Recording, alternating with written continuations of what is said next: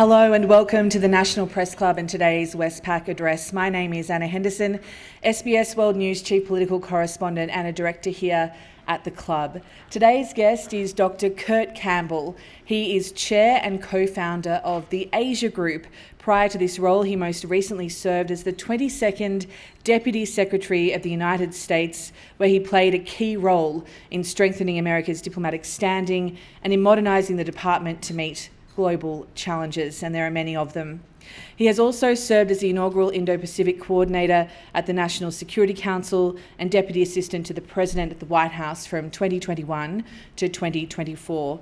In the role as President Biden's principal Indo-Pacific advisor, he advanced consequential foreign policy strategies across the Indo-Pacific region and had a brief hot mic moment with the Prime Minister here in Australia along the way. Kurt holds a BA from the University of California, San Diego, a certificate in music and political philosophy from the University of Yerevan in Soviet Armenia, and a doctorate in international relations from Brasenose College at Oxford University, where he was a distinguished Marshall Scholar. Kurt is the author or editor of 10 books, including most recently The Pivot, The Future of American Statecraft in Asia. It has been a distinguished career, to say the least. Now join with me to welcome Dr. Kurt Campbell to the podium.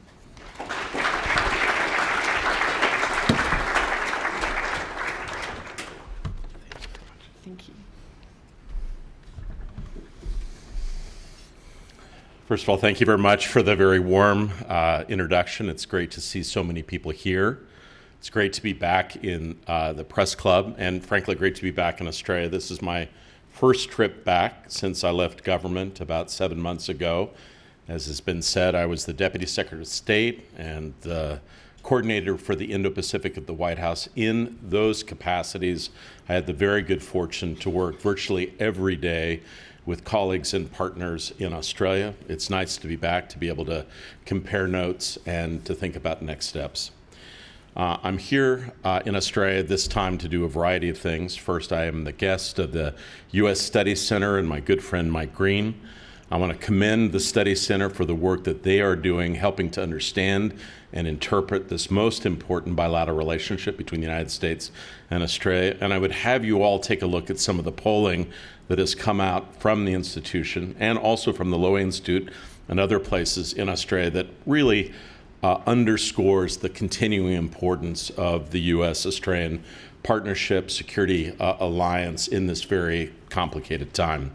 I also was here as a keynote address giver to the Morrison conference this year, a very important gathering that really is exploring the role of AI in Australia, whether it's possible, given the importance and significance of AI, whether Australia can be a beachhead in global initiatives to advance this critical technology. And Australia has all the critical components: green energy, technology infrastructure, wonderful universities, a understanding governance that could provide enormous incentives and launch what will be one of the key avenues of technology into the 21st century. I got the good chance to work with Australian colleagues on issues associated with quantum computing. I think we have a foundation to build on going forward. And if I could just say a moment, I also have had an opportunity to interact with key players inside the Australian government, to renew friendships, to be able to discuss the critical circumstances that we're facing in the Indo-Pacific. I do want to commend Australia on a number of things that they've undertaken in recent weeks and months. I note that tomorrow there will be a major announcement with respect to Australia's critical security and political relationship with PNG. We have seen Australia step up to fill the gap in the Pacific, given some of the strategic challenges that we've faced. Noted the stronger partnership on defense and other issues between Australia and New Zealand, which I think underscores the commitment to leadership that Australia has been able to demonstrate. We've also seen a number of defense commitments that I think are noteworthy. The decision on the frigates, a clear demonstration of the partnership between Japan and Australia. That is a feature of the new architecture of the Indo-Pacific. Also, we've seen announcements on new investments on infrastructure at Henderson and elsewhere. I think these are critical component investments that will underscore Australia's commitment to continue to play an important security role and pull its own weight in the region as a whole. I think it's very clear that in the days ahead, one of the most consequential diplomatic engagements that we've seen between the United States and Australia will occur when we hope that the Prime Minister and President Trump will have a chance to engage. I'm highly confident that this meeting will go well and that the two sides will be able to underscore forward momentum in areas of mutual interest. There are some challenges, undeniably, and I've spent the last week and a half in Australia. I understand some of the concerns and anxieties. But again, polling underscores the long-term trajectory, the importance of this relationship, not just now, but into the future. And so those that are making investments to sustain our partnership, I commend them for doing so. I lend my weight or my work towards that goal, and I want that to continue as we go forward. When the two leaders meet, there's much to discuss. I'm certain they'll talk about the state of our partnership. I believe we've made very good progress on reaffirming the importance of AUKUS. Since I've been here, I see the investments that Australia's made. I believe that the interactions between our two capitals have been deeply reassuring to some in Washington, D.C., and I expect plans for forward momentum to continue on when the two leaders meet. There are other areas that, frankly, I've advised that Australia could play an absolutely central and critical role. In recent months, we've seen growing tensions between India and the United States. I think there were hopes later this year that the Quad would reconvene at the leader level. There's some uncertainties about that. I will tell you, I've witnessed myself personally the role of Prime Minister Albanese in venues like the Quad. I think Australia could play a critical role in helping to bridge some of the gaps that have emerged to build or rebuild communication between Washington and Delhi. It is my fervent hope that Australia will play a role in trying to bring back together what I think is one of the most important institutions in the Indo-Pacific, one that Mike Green and others launched after the tragedy of the Indonesian earthquake many years ago, that has been refurbished by the Trump administration and now by the Biden administration. The hope is that this venue will continue among the maritime democracies of the Indo-Pacific, given the strategic challenges that we face. I'd also just say one other thing at a personal level about this visit. I had a chance to go to a movie set, actually, just south of Brisbane. You may know that Australia hosts the filming of huge numbers of American blockbusters. There is one being filmed now. Peter Berg, who is a well-known producer and director, is doing a film called The Mosquito Coast, which is really the story of young Marines that served in the Pacific during the most harrowing periods of the Second World War, on Tarawa, on Peleliu, and then ultimately in Okinawa. This is the story of 5 young men, all of whom were distinguished football players, and they play one last football game before they deploy to Okinawa. I won't tell you the ending, but it is a tragedy, and it is a reminder of the greatest generation. And I will tell you, if you are paying attention to politics anywhere, but particularly in the United States, it's easy to get discouraged. The terrible violence that's taken place with the killing of Charlie Kirk has reminded us of the brittleness of our public debate.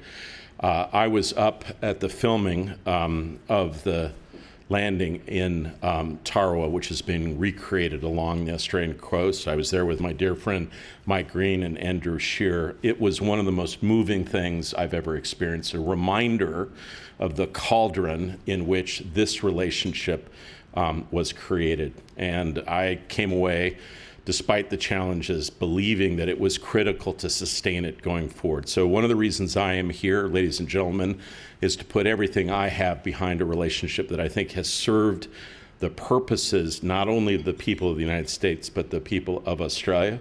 I am confident that together we can find a way forward through a very challenging moment.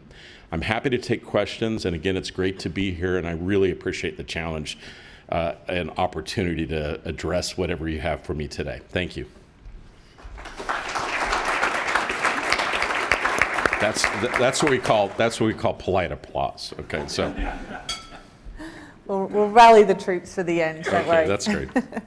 So, look, just in terms of that critical meeting the Prime Minister is hoping to have with President Trump in the US, one of the big asks from the US to many nations around the world has been to increase defence spending as a proportion of GDP. In your view, how significant would it be if Australia was to take that leap to increase its defence spending to the amount requested by the US? Would that be a critical part of keeping that alliance on track? So, look, the key here is that Australia is a sovereign democratic nation, and it must make these decisions on its own. It's not appropriate for another country to come in and dictate terms. It is true that President Trump and his team have gone to all the countries in Europe, other countries in Northeast Asia, and made the request for more defense spending. I will tell you that I'm reassured by many of the conversations that I've had here in Canberra and Sydney over the course of the last week that there is an understanding among the strategic elite that the security situation is severe in the Indo-Pacific. Challenges to the islands and their sovereignty just north of Australia, challenges across the Taiwan Straits, increasing deployments of PLA activities, circumnavigating Australia. The dynamics are clear, and I think you will see Australia responding to those challenges going forward.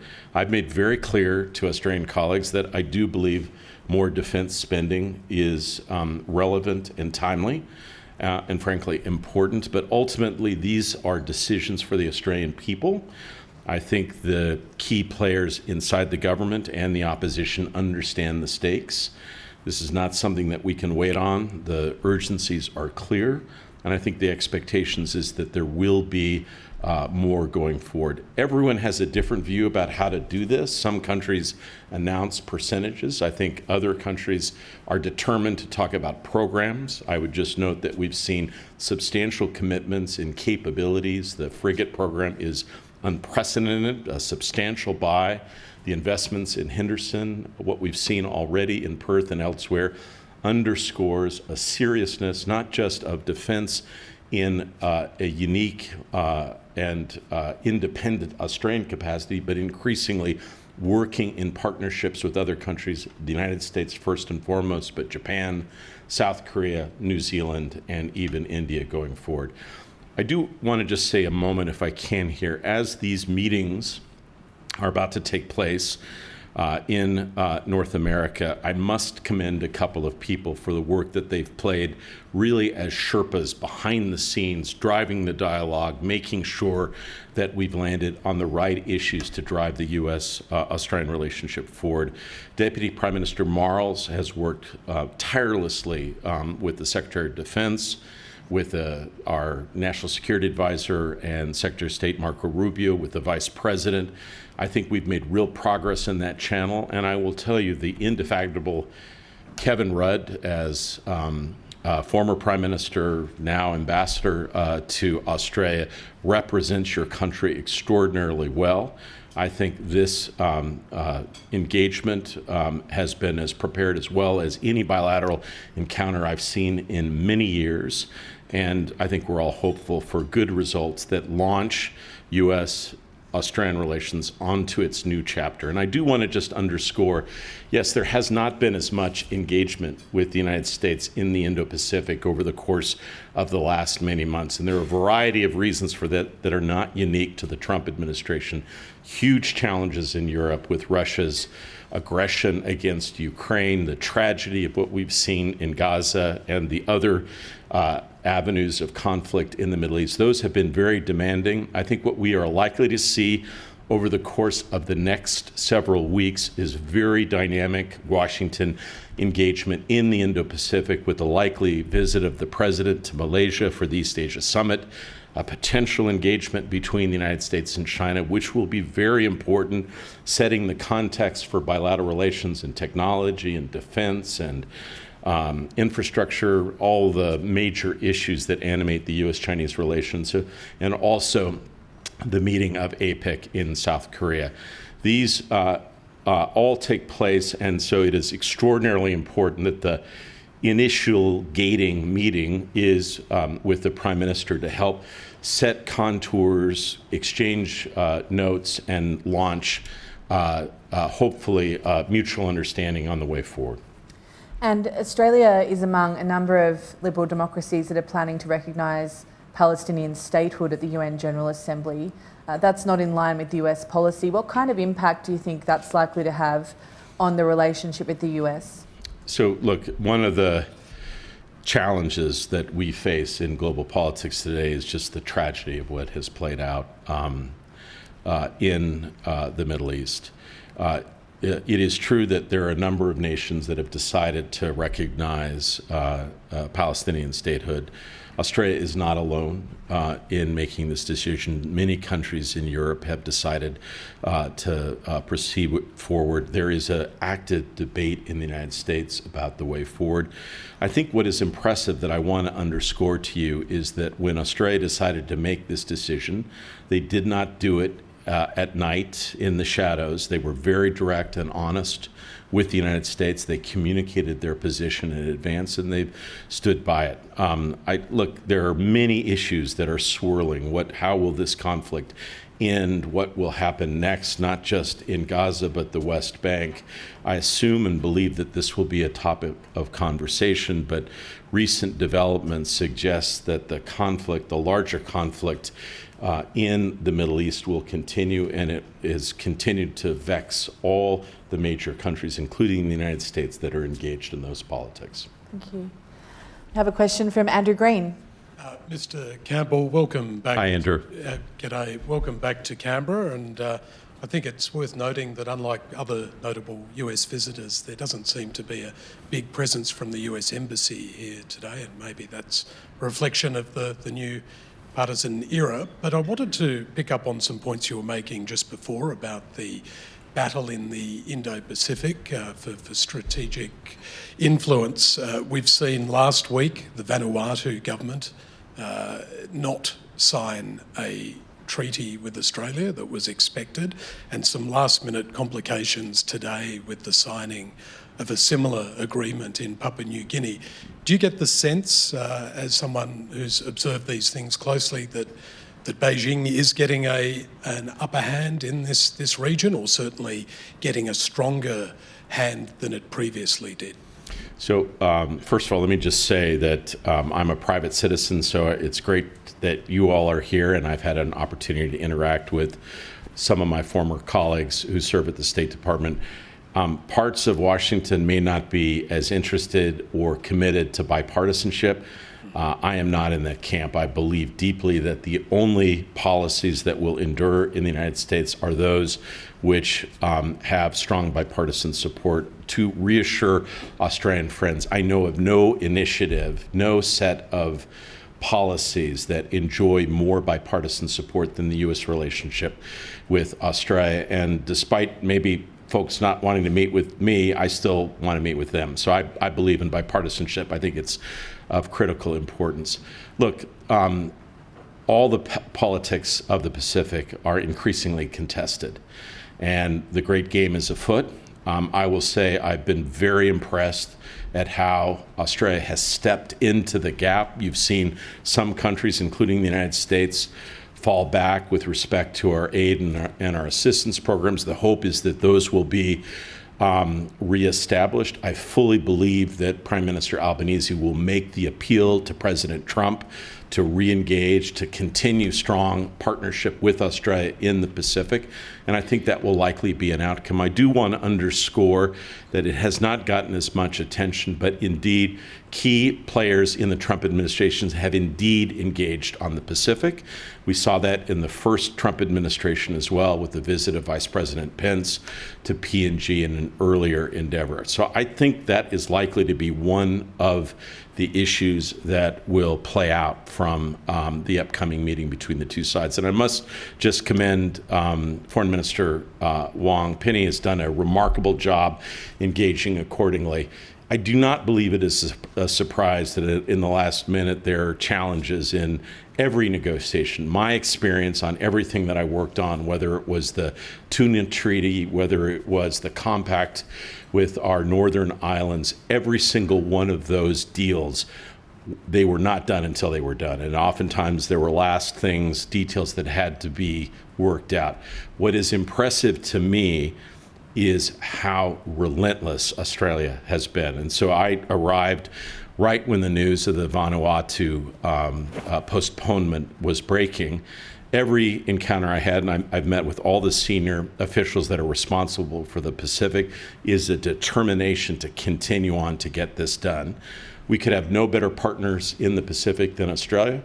I do not believe that China's pattern of engagement or practices among Pacific Islands in any way will halt or diminish, and it is incumbent on the United States to work in closer partnership with Australia, with New Zealand, with Japan, with other countries in Europe who are committed to maintaining a Pacific that is at peace, and that we address the central issues that basically define life in the Pacific, dealing with climate change, resilience, societal resilience, illegal fishing, jobs, opportunities, communications with undersea cables. These are the things that the people of the Pacific are demanding. And I will say in the last several years, I believe Japan, the United States, our private companies like Google, Australia, and others have been up to the challenge. I hope it continues. Given the Prime Minister, you know, usually when a Prime Minister flies to another country to sign a deal, you expect a lot of that work has already been done. The strategy and discussion has already been tied up in a bit of a bow. It's quite ceremonial in some ways. So the fact that this has now happened on two occasions where in other countries in the Pacific there have been these clear last-minute jitters within foreign governments, do you think it suggests that there is something else at play here? I think it suggests that this is a region at strategic play, and that China is relentless, and they use all venues of engagement to try to block and blunt initiatives like the ones that Australia has initiated. I will say what Australia has done in a comprehensive fashion in PNG, beginning with sport, looking at training, and then also focusing on security, I think is ingenious and important, and that ultimately I'm confident that this will go through. John Keogh. Hi, John. Hi, Dr. Campbell. Good to see you in Australia. Good to see you as well. Thanks for your address. John Keogh from the Australian Financial Review. You were the architect of the so-called US pivot or rebalance to Asia under the Obama administration and the then Secretary of State Hillary Clinton. It's received, I guess, a decade or more on, mixed reviews about the success of it, and you'd be familiar with this book, Lost Decade, the US Pivot to Asia and the Rise of Chinese Power. And just quickly detailing a couple of sentences. Oh, thanks. That's great. Just going to read just do the whole paragraph. Just lay it on. Let's do it since I'm here. More than a decade after its announcement, a careful examination of the evidence measured by the allocation of military resources, the expenditure of diplomatic time and attention, or successful economic initiatives indicates that the United States did not, in fact, pivot to Asia. Partly as a result, America's position in Asia today is weaker than when the pivot was announced. The military rebalance has deteriorated in China's direction. What's your assessment of the pivot all these years on? So, as you could perhaps posit, I would take issue with some of those characterizations. And others probably I'd put in a larger context. The first I would say is that the challenge that China provides in a multifaceted way, militarily, strategically, technologically, with respect to critical minerals, its determination to meddle in local politics, those are very real challenges, and I think it is everyone's general agreement that those capabilities are going up. There are some that suggest that China is exhibiting weakness in certain areas. I think in all the ways that matter, China will continue to be a great power for decades to come, and we have to basically develop our policies to understand and underscore that. First of all, I would simply say that the idea of rebalancing or refocusing American strategy, ingenuity, capabilities to the Indo-Pacific is really not new. It wasn't something that started in the Obama administration. Mike Green did much of this during his time with President Bush. In truth, the United States has many important strategic interests in other parts of the world. And it is often the case that those urgent, immediate appeals draw away from the larger focus on the Indo-Pacific. So I think there are indicators of things that we can do more of. I think we're going to need to invest more militarily, not just in our alliances and our partnerships, but our own indigenous capabilities. I think we have to step up diplomatically and strategically, basically across the board. I will say that in contrast to that pretty stark assessment, I would just note in the last several years, we took the Quad to the leader level. We convened for the first time the United States, Japan, and South Korea, and I think in a very important strategic initiative. I believe AUKUS is a signature commitment that links the United States, Australia, and Great Britain in ways that are profound and deep. And that's just the beginning of many initiatives that don't get the same focus and time. If you asked me what's the most important country for the United States in the 21st century, might be India. Now, recently we've had some setbacks, but that relationship had been on a very positive trajectory. I believe and hope that we can return to that. I do believe, fundamentally, Mike does, there is a group of us that believe that the lion's share of the history of the 21st century is going to be written in the Indo-Pacific. There are always things that we can do better and more of.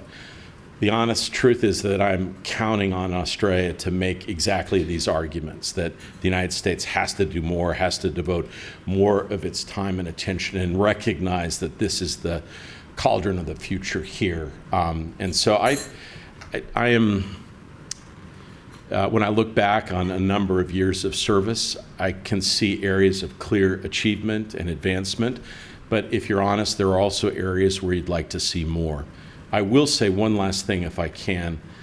Every other challenge the United States has faced strategically, militarily, in our history, before the First World War, the Second World War, the Cold War, the United States had the indigenous capacity to meet that challenge alone, right? We had industrial might, technological capacity. This is the first time in our history that we cannot match China one for one.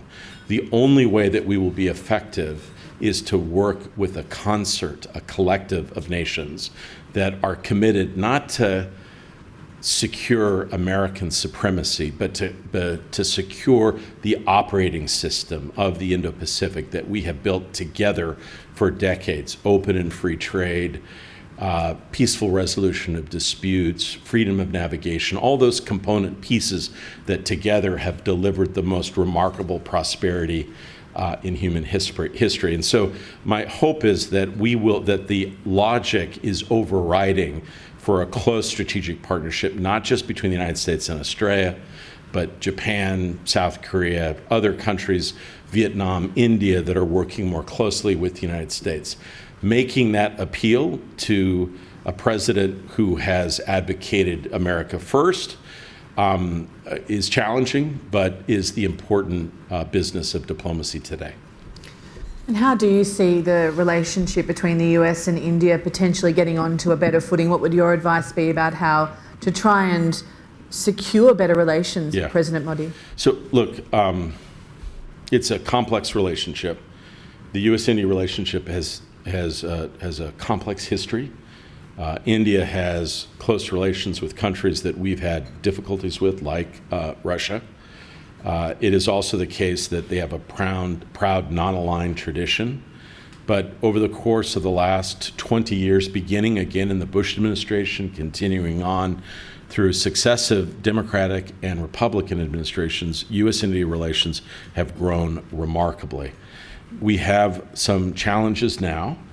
I believe what is going to be necessary is someone to help bridge and bring together two powerful, willful, important leaders in the forms of Prime Minister Modi and President Trump. I think this is something that would be right up the alley of Prime Minister Albanese through the venue of the Quad or whatever. But the truth is that we need to bring our countries back together to focus on the issues that animate us, which is the maintenance of peace and stability, looking at enormous prospects in technology and innovation. India is an essential partner, not just for the United States, but for Australia as well. My hope is that the Prime Minister will step into the breach and help seek to mend it. Prime Minister Modi, of course, I should say. What do you think has pushed the Indian leadership away from the US? Is it trade in particular? Are you surprised at where the relationship is now? I'm troubled. I think there have been a number of features. I think that some of the trade issues have been difficult, although I am assured that what India has now prepared to put on the table in terms of its contributions to a trade deal are quite substantial, and the hope is that we get to that. I think there are probably some misunderstandings around the recent conflict or the engagements between India and Pakistan. Some of those personal conversations between the two leaders probably could have gone better.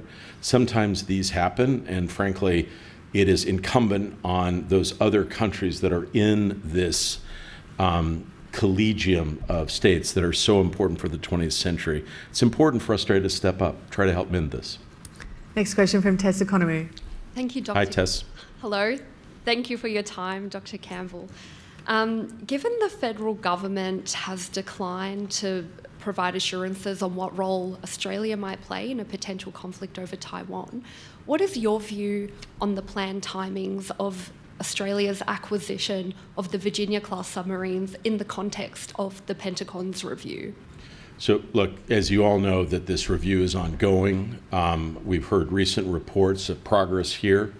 I'm hopeful, and I believe there will be some signs of reassurance of continuation. You can't keep a multi-billion-dollar program kind of waiting for an approval going forward. I think we've seen reports and indications of progress, and I think the Australian interlocutors I've engaged with recently feel a degree of confidence about that going forward.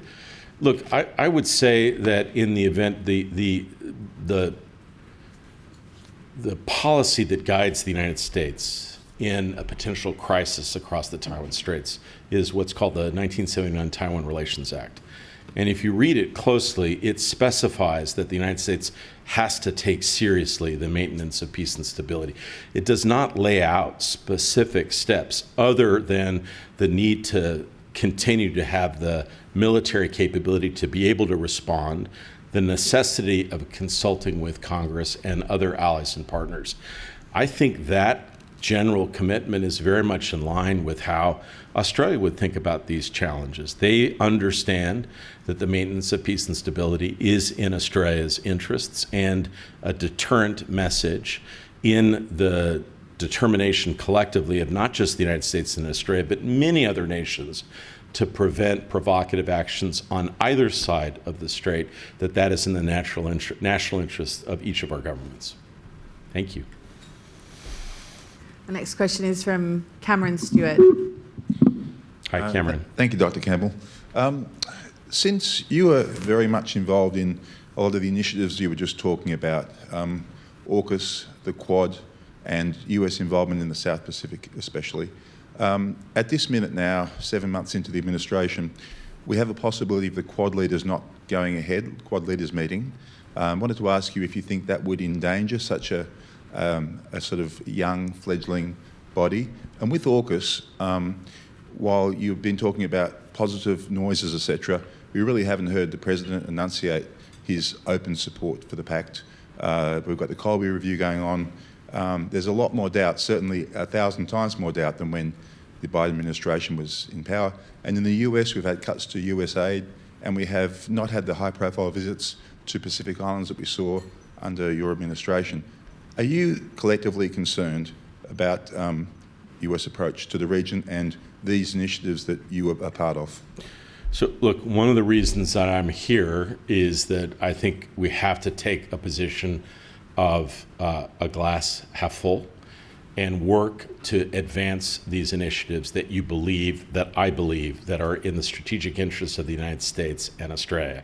So I frankly refuse to accept defeat or setbacks in any of these areas. I believe that the United States will resume some form of aid and assistance in the Pacific.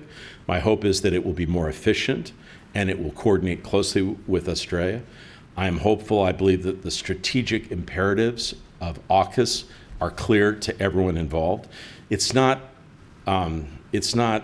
unnatural that the president doesn't know all the details.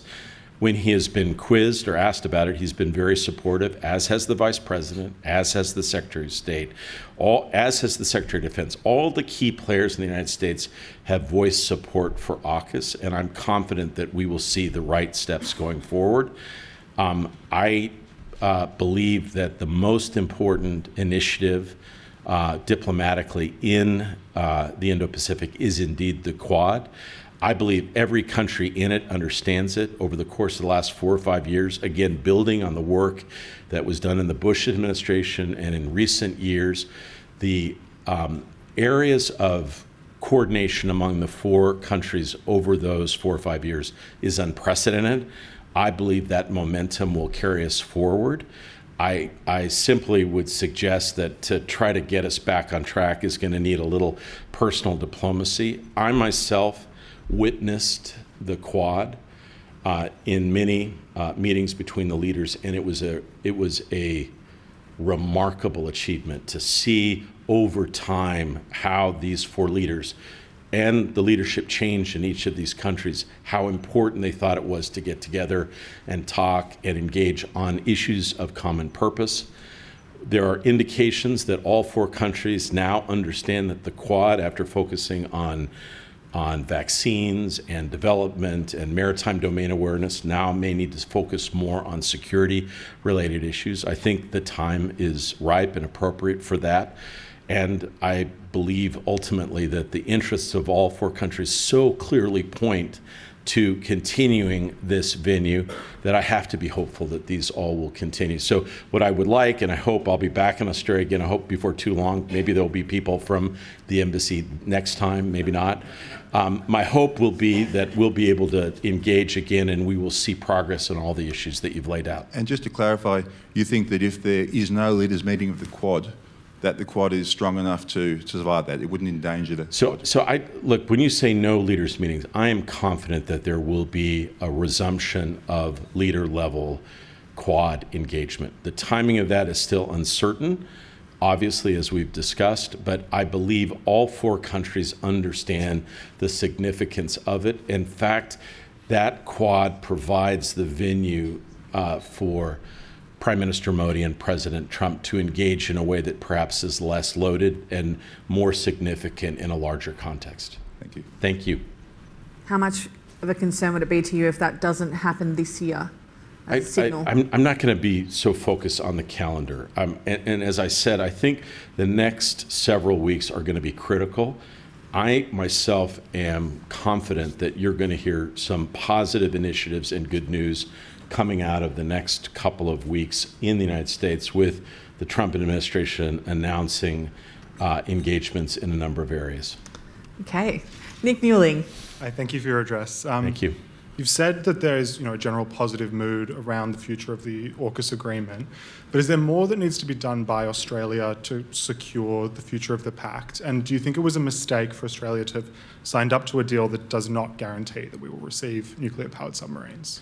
So, look, any deal has contingencies in it. I believe that this is one of the most secure arrangements. I know it's being reviewed, but I think as you've seen more recently, there is a growing degree of confidence on all sides. There may be some challenges or some changes on the margins to Pillar 2, elements of Pillar 1. I will say one of the things that is striking to me, I see it in the United States and I also see it in Australia. To date, Australia, Great Britain, and the United States have tended to view this as a defense program. But increasingly, it involves so many other things, technology, communities. It really is kind of a whole of government approach. And I think the organization in the next steps in all three countries is going to have to reflect more of that whole of government capacity. It's not just defense, and it's not just a nuclear propulsion program. It has so many other elements associated with that, and I believe that there is a recognition of that reality among all three nations, yes. Was it a misstep, do you think, from the Australian side not to lock in something tangible, because there is this sense that it is something that the US can pull out of that's not contractually obliged to follow through? Look, these were complex negotiations at every possible level. I will just underscore to you one of the consequences of the AUKUS program was it revealed some significant weaknesses in our own submarine program. What Australia has done very effectively, first of all, is made unprecedented commitments in our own submarine industrial base, but also increasingly making a strategic argument by why the first arrival of American submarines in the Western Australia is so important for deterrence and operational capacities. I think the arguments that I've heard from Admiral Meade, from the Deputy Prime Minister, from everyone involved, frankly, in AUKUS, those arguments are refined and frankly overwhelming strategically, is such that even some critics in the United States, I think, are persuaded about why this initiative is so important and must continue. Hi. Our next question is from Alyssa Code. Hi, Alyssa. Thank you for your talk. Sure. I'd like to ask about your reflections on the US's soft power. The cuts to US aid were devastating, and the implications, at least for some people in the world, particularly vulnerable and developing countries, are a matter of life and death, be it for hunger and food assistance or vaccines in particular. What will it take for the US to restore its position of soft power in the world, in your view? And do you see a stepping back from development and aid assistance a risk where superpowers like China or Russia might step in instead?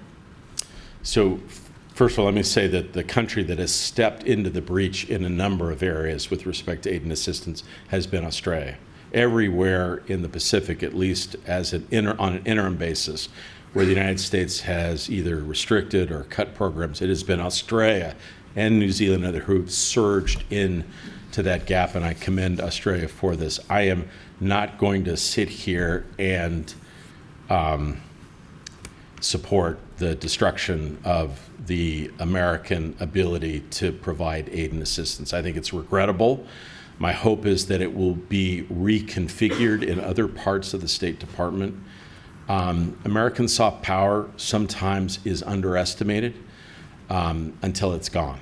And the truth is, I am grateful that when I travel to Australia and meet with friends, I am struck that even with some of the misgivings, there is a deep reservoir of respect for Americans and individuals and institutions that people have worked with. There's hope for the future, but deep questions. And so I think none of this is preordained, and it requires people to get in and work for something that you believe in. And so that's why I'm here. Thanks. Our next question is from Sophie Lawler.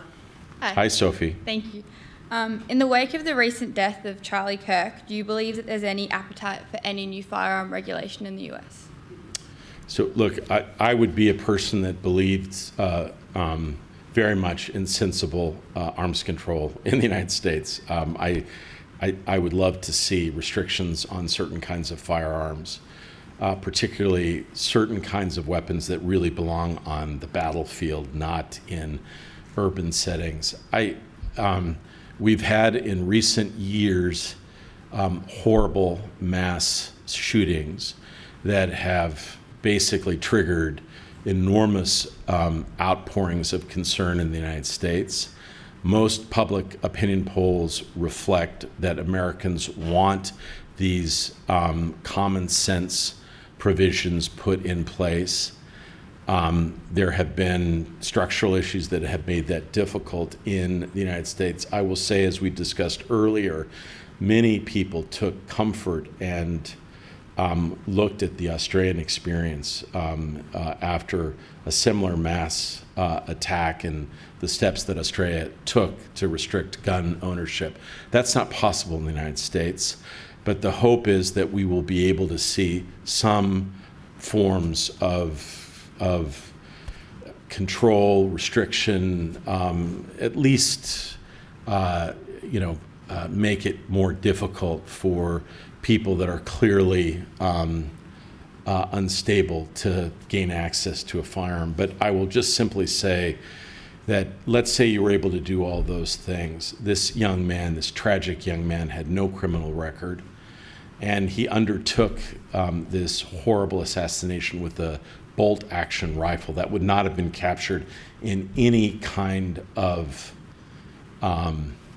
legislation that I'm aware of. I mean, my hope is, and I was talking again to my friend Mike Green about this, every previous president of the United States, when we've faced a moment of enormous personal, tragedy, uprising, violence or something, 9/11, leaders have sought to bridge the divide, bring Americans together, even though we are a divided society.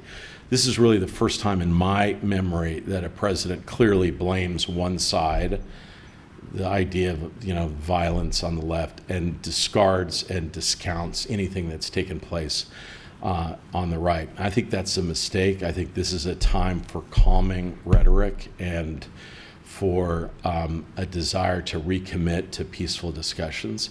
I wish I could stand here and tell you that I thought that that was likely or hopeful in the period ahead. I cannot. And so I'm as concerned by these issues as I am by any of the foreign policy, national security issues that we're discussing here today. And it is incumbent on Americans to basically defend our own system as we go forward.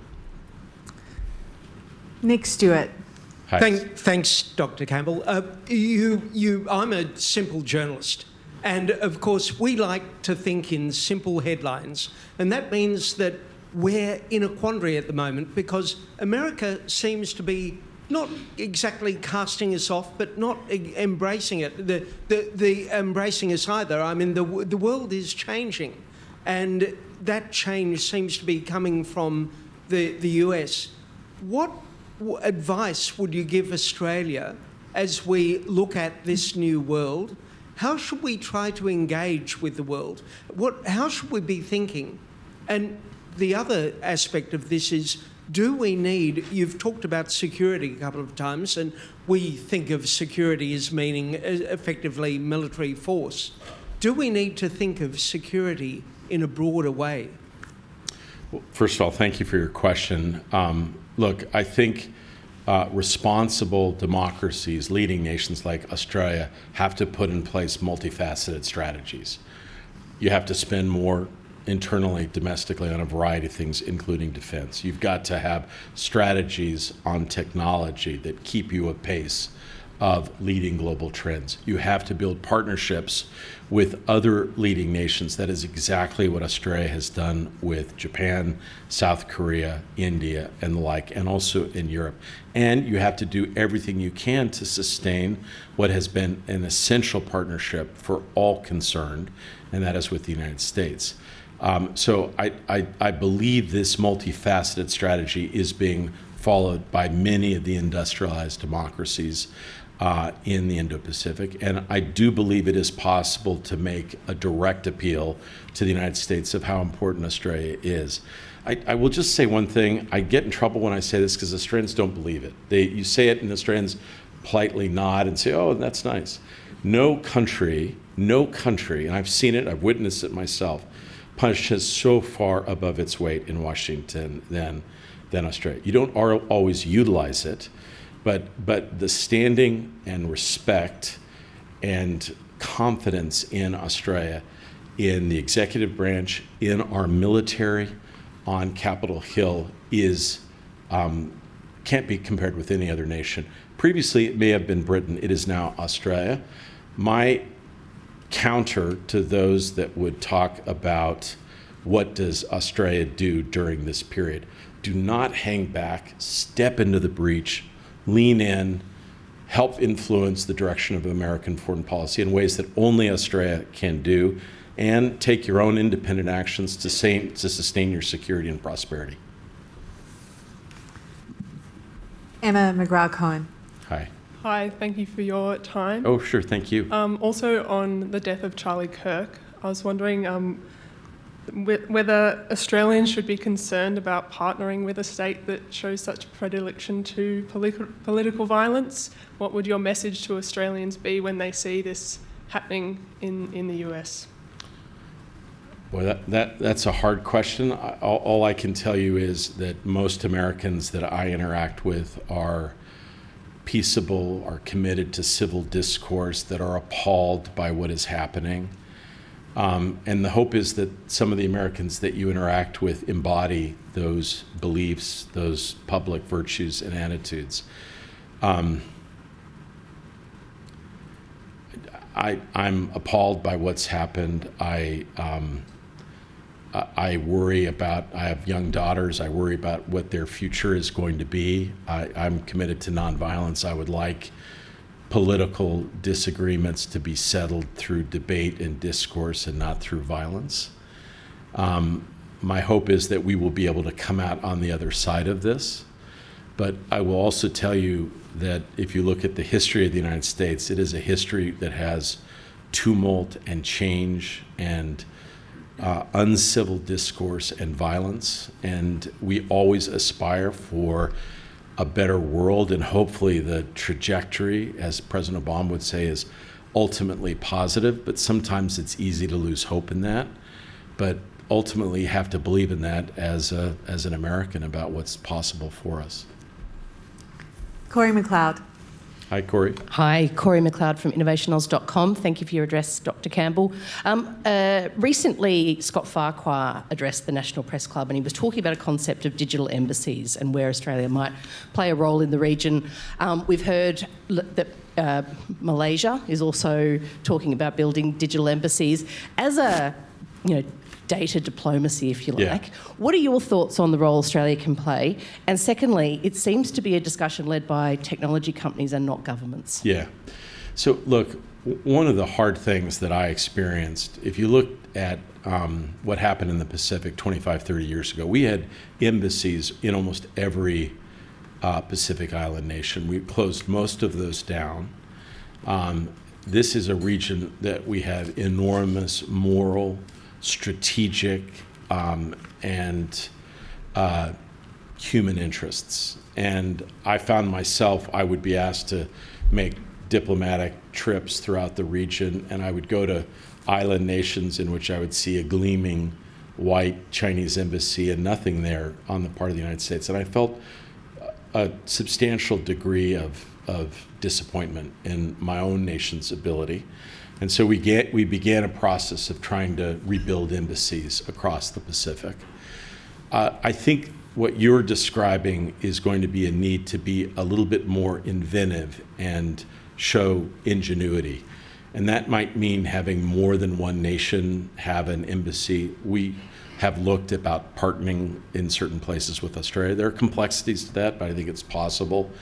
There are also circumstances where using more as you describe, electronic capacities to be able to support diplomatic engagement.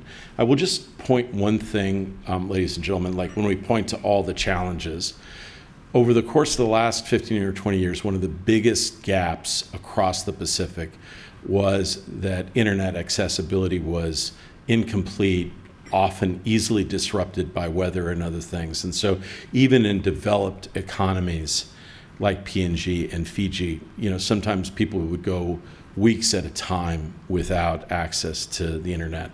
with the provision of internet cabling, undersea cables throughout the Pacific, for the first time, many island nations have deeply secure internet capacities. With that, it creates enormous opportunities, not just for diplomacy, but for commerce and engagement, education in the larger world. And the hope is that island nations will be able to take advantage of that. So, I mean, personally, nothing, frankly, beats being able to be on the ground, meet the people that you worked with. I've never enjoyed anything more than working in the Pacific, and I've never enjoyed anything more than working in the Pacific with Australian partners. I'd like to see us on the ground, in the water, doing everything with the Pacific Island nations. That's a challenge. It was hard to open 5 or 6 new embassies. I hope that process continues under President Trump and any new president going forward. But I know that we will not be able to do it unless we have a strong partnership with Australia. We have time for just a few more questions. The next one is from Julie Hare. Hi, Julie. Hello. Excuse me. That's okay. Julie Hare from the Australian Financial Review. We're here on Mass today again.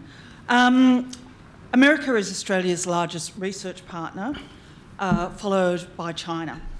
Crippling, so the Trump administration's battle with Harvard and a number of other Ivy Leagues and other significant universities in the US damages our interconnected research network, particularly in deep scientific and technological collaborations. And this includes in security and defence. Unsurprisingly, Australia is looking elsewhere, including to Horizon Europe and to China. What benefit does the US get out of this, and can you blame Australia for maybe extracting itself from those close research associations with the US?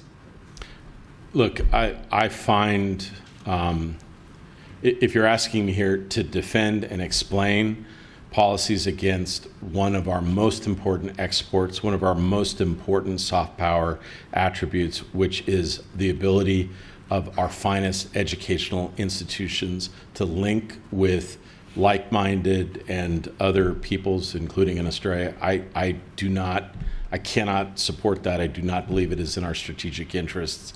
My hope is that much of this will be restored over time.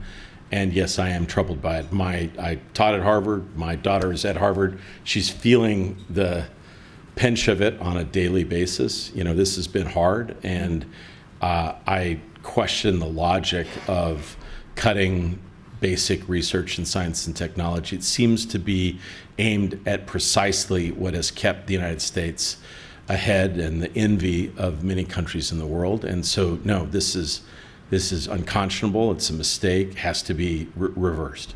Thank you. We're joined again by Andrew Green. Hi, Andrew. You're back. Dr. Campbell. Yes. Andrew Green from the Nightly and West Australian. Something you've only touched on briefly is the war in Ukraine, and I think you signalled that there'd be a lot of effort by the US in coming months, but I want your assessment of how you think that will ultimately end. Do you think the President is getting ready to cut a deal there with Vladimir Putin, or do you think that this will just drag on for several more years? So look, I can't pretend that I'm a particular expert on the war. I will say the thing that I was involved with over the course of the last 4 or 5 years is rallying the support from Indo-Pacific partners in the service to Ukraine's capabilities. And what I've seen from Japan, from South Korea, from Australia, from New Zealand, from other countries in Southeast Asia is unprecedented.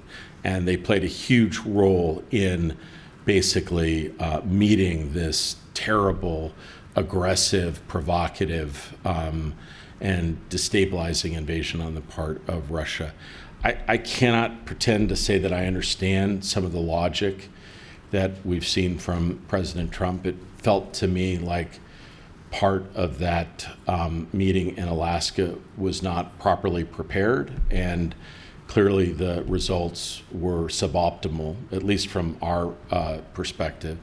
I think the only way forward is for the United States to put more pressure on Russia and to provide support for Ukraine. The only way a war can stop is if the two warring parties are prepared to go to the negotiating table and find a way forward. I think what we're learning over the course of the last couple of months, painfully, is that neither country is really prepared to stop fighting right now. And as destabilizing and as difficult as that is, we need to recognize that Ukraine is the country that we need to support going forward. And I'm actually grateful for what Australia has done. I'm grateful for what the countries of Europe have done. I would like the United States to continue to support I think, valorous and impressive work of the Ukrainians trying to resist an imperial attempt at domination. That's all we have time for today. Please join me in thanking Dr. Kirk Campbell.